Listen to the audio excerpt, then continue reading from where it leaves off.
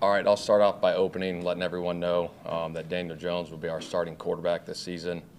I thought the competition in training camp was great by both of those guys. I thought they both competed really hard, and it was good to see them cheering for each other and battling the way they did. And you guys heard me talk about the consistency, and that's really what I was looking for. And really the operation at the line of scrimmage, the checks, the protection, the ball placement, the completion percentage, I think all that played a factor in it. I think Daniel did a great job doing that, and I think AR has made strides in that area, but I do feel that he still needs to continue to develop in those areas. And I had a chance to talk to both of them this morning. They were both great. AR was great. He knows that he still needs to develop and learn in those areas, and he knows that he's one play away.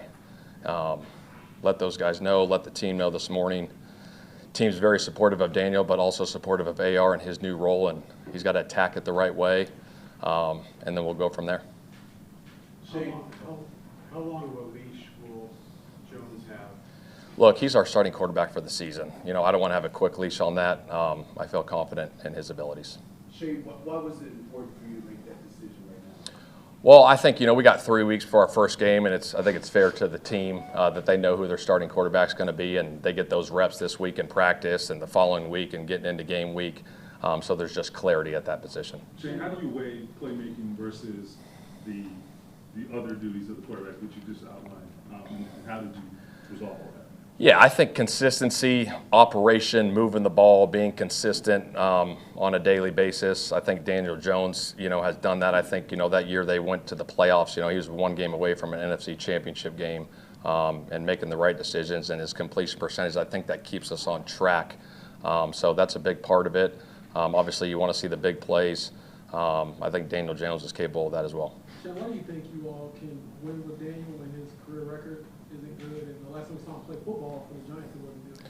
Well, I think that he's proven that he's played good football in that 2022 season. He had a hell of a year that year. I think that was the highest completion rate in Giants franchise history that season. So he's proven to do it. I know he's had his ups and downs, but everyone's journey is different and feel confident in his abilities.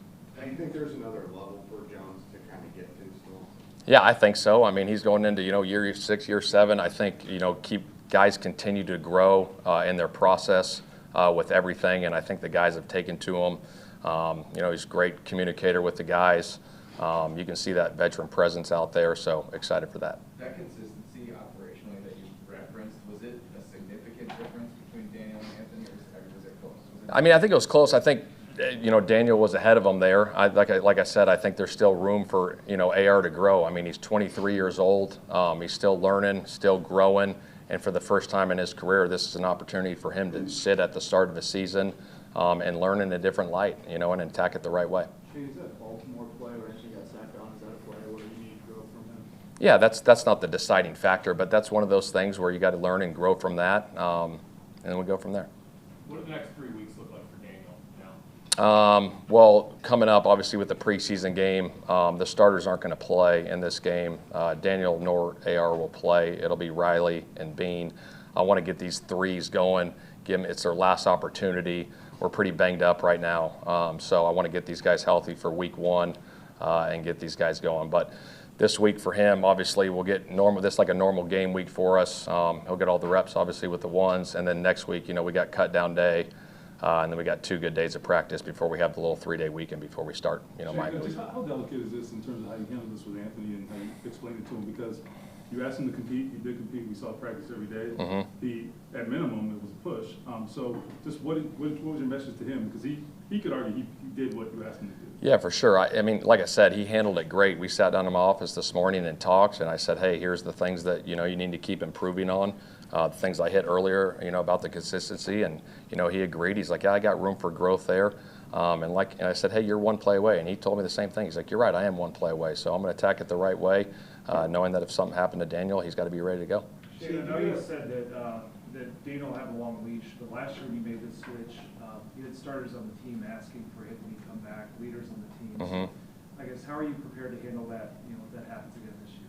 Yeah, that's a hypothetical question. We haven't got there, but I feel confident in Daniel's ability to lead us. Do you have any regrets about Anthony's development? you guys have had him for 2 years. This is his third year. Just not growing enough in some of those consistency areas. Yeah, I think part of that is, we threw him into the fire early as a rookie and had some injuries and, been battling some injuries. And I think that's all part of the development, of his game. I think everyone's journey's different. And for the first time, this is an opportunity for him to sit and learn. He's 23 years old. And, if his number gets called at any point in the season, I believe he'll be ready to roll. Shane, does Anthony need more growth, you think, on the field or off? I think he's doing a great job in both. He's a young guy. He's continued to grow and mature in every aspect of his life, and I've seen that. And I think that's only going to continue to develop. So where does he need to grow then? Like I said, the consistency, the line of scrimmage stuff. I think he's doing a good job with his preparation. Continue to grow in the preparation part. I think that's all a factor. Do you get enough reps in practice to tangibly grow in those areas? Yeah, I think so. I think you see some of these guys come in the league and they sit for a couple years. They attack it the right way. I think you got to have a growth mindset when you're in those meetings, even though you're not the guy, knowing that you're one play away and attacking the practices the right way and still preparing yourself as if you are the starter. When you all drafted AR, it was obviously viewed as, okay, this is the future of our team. We're going to get behind this guy. For Daniel, he's on a one-year deal. Do you view him as your future quarterback beyond just this season, or do you view him as a quarterback for Well, I think let's see how the season goes. If he plays really well for us, then there's a conversation after the season. It sounds like you're looking at this in a vacuum, like the future is not a consideration here. Is that fair to say? Well, I think this league is a year-to-year league, and what do I feel is best for the Indianapolis Colts in 2025? And I got to make these decisions. That's what I get paid to do, and I got to go with what I feel is right. From the outside, I think it might be hard for fans to see like the connection between stuff that sounds behind the scenes in the field. But to be clear, like when you're talking about consistency and preparation and stuff, that affects how a quarterback plays on game day, right? Yeah, for sure. And like I said, I think AR has made strides in those areas. He's continued to develop and grow as a young player, and I think he'll continue to do that. Daniel's obviously a veteran player that's been around and sat behind Eli Manning and seen it, done the right way. So that's kind of where it's at. Do you see a future here for Anthony as a starter? And I say that because, just quite frankly, usually when players are benched twice, top 10 picks, they don't usually pan out with the same franchise. Yeah, that's hard to say. Obviously, Daniel's our starter right now, and if something happened to Daniel at some point, like AR's, gets another opportunity. You mentioned there was a lot of, you guys have had discussions leading into this decision, which was yours, the final say. Was there much debate going into who should be the quarterback? Like, I'll keep all those conversations private, but I met with Carly and I met with Chris yesterday and informed them of the decision. And then again, met with the team this morning and let them know.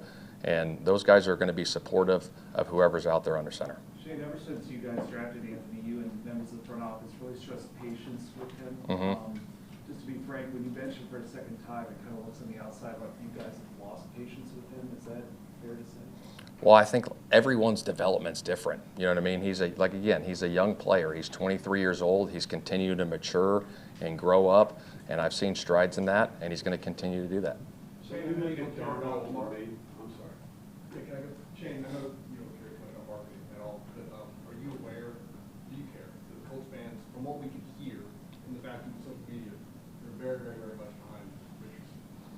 Look, I got a ton of respect for our fans. We got phenomenal fans, and they're privy to their, opinions and their thoughts, and I respect that. And at the end of the day, as the coach, I got to do what I feel is best, for the Colts this season. When you look at Darnold and Mayfield, do you see that as a template for Daniel Jones? Yeah, possibly. I mean, you've seen it around the league. You know what I mean? I feel confident in his abilities, to lead us. Like I said, you've seen it done in the 2022 season. He's proven to do it. And so this is another opportunity for him to do it. Because how do you all sell Anthony on his future here when he doesn't really know when that next opportunity might come? And in theory, it won't come if Daniel Jones stays healthy. Yeah, I think part of that is just trusting the process of saying, hey, I'm still developing and I'm growing and I got to attack this thing the right way because I never know when my number's going to get called. And I think that's all part of it. And, you're going to go through ups and downs and adversity throughout your career, and how you handle it really speaks about the true character of who you are as a person. And I think he's only, growing in those areas. Why do you think he hasn't been able to, develop the way you all maybe envisioned a few years ago? And what role do you think he played in maybe not getting to that point? Yeah, I think a big part of it is, he's been injured, and I think that's part of it. And when you're not practicing and playing, it's hard to, go out there and do the things you want to do. So part of that is, staying healthy. When you get into the season, Anthony will run the scout team. Yes. Yeah. Do you sense that Daniel Jones is a leader on this team from what you've seen? Yeah, I think he's a veteran guy that's been around the block and seen a few things and seeing how he interacts with his teammates and how they've taken to him and how he's taken to them. I think he's done a really nice job, and I think the guys are excited for his opportunity. Shane, do you feel like this is the way you should have approached it his rookie year, giving him the opportunity to sit and watch? Yeah, no, that's a great question. I think, we drafted him where we drafted him for a reason, at the 4th overall pick because of the talent. And, he got thrown into the fire and, and he ended up getting injured. You know what I mean? So that's, you go back on those situations and look at it and where we were at as a football team and drafting him that high and putting him in that situation to go out and go through the lumps and the bruises of, a rookie quarterback. And then, obviously, getting injured week 4, wasn't ideal. Shane, you talk about the ups and downs of being a quarterback. What do you say to people who might say, well, Daniel hasn't had a good season since 2022? Well, I think that, he's proven that. I think the behind-the-scenes stuff that people don't see with Daniel Jones is his work ethic, the way he connects with his teammates, the operational stuff, like I said at the start of this thing, in the huddle, the communication, the checks, all that. And I think we got a good group around him. Overall, our football team, offensively, the weapons we have, that I feel that he can be successful in it. Shane, in what ways do you feel like as a staff you did get Anthony to the line of scrimmage level that you needed to? Well, I think, everyone's development's different, you know what I mean? And I think the injury was a big part of it, and then still keeping them engaged, that first year, and then obviously going through the second year was a part of it. And I think the injuries played a factor in it, but also still, I think Cam's done a really good job. I think Jim Bob's done a good job keeping them engaged. And again, like I go back to everyone's development's different in this process. Well, is there any contradiction in saying that, he does need that development, but also a lot of that development comes with playing? Yeah. Is there any contradiction there? No, that's a great question. I think part of that is, you guys heard me say that, you get better by more reps. And I think, bringing Daniel Jones in, to the competition, it was an open competition. And, Daniel Jones is going to be our starting quarterback. So now he's in a different light, for the first time in his career to sit back and see Daniel Jones, but still prepare as if he's the starter, knowing that he's one play away. You mentioned the injuries as hindering him. Isn't he still in the meetings? Isn't he still learning? Yeah. So I guess where's the growth now where he's back in the meetings again and he's not on the field? Yeah. Well, I think you still got to get the mental reps in the meeting, day in and day out. I think that's part of the development. And then when you are on the scout team, I think you can still work on your fundamentals and your technique and going through it and going after the defense, on the scout team. I think that's all part of it. Shane, the eyeball test, and also Carly, what she said to us about a month ago, says that you guys need to start winning or, Chris and I, not be around forever. So how much did that play a role in you going for Daniel right now? Well, I think this league is year to year, and you got to do what you feel is best, for this football team. And I got a lot of confidence in the guys in that locker room. I got a lot of confidence in these coaches. We've been close, but I think the process is more important than the results, knowing that our daily habits and our discipline and our toughness will lead to that success. And so that's really where my focus is at. Shane, I know you're the last one here for all of this, but ever since 2019, this team has brought in veteran quarterbacks that last less than a year, and then you're looking for the next one. I guess what would you say to fans who are wondering why this one will be different? That's a great question. I can't answer that. I've been here for 2 years, but what I'll say is I like Daniel Jones and his ability and the consistency that I believe he can bring to this football team. All right. Thanks, guys. All right, thanks, guys.